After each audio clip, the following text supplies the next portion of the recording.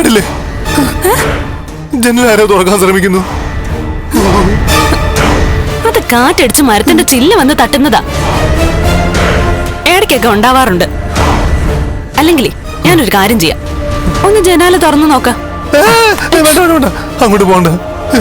എന്ത് സംഭവിച്ചാലും ശരി, ജനാല തുറക്കണ്ട. പ്രേതം പിന്നാലെ ഉണ്ടെങ്കിലേ അവർക്ക് ജനാലയൊന്നും ഒരു പ്രശ്നമല്ല. അതൊരു പുകച്ചുരുളായിട്ട് അകത്തേക്ക് വരും.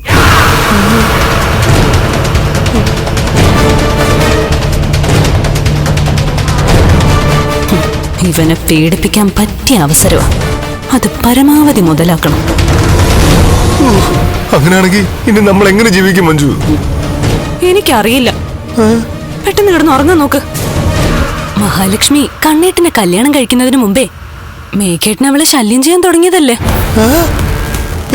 ഈ കല്യാണത്തിന് മുമ്പ് ഞാൻ അവളെ ശല്യം ചെയ്തെന്ന് നിന്റെ അടുത്ത് ആരാ പറഞ്ഞേ?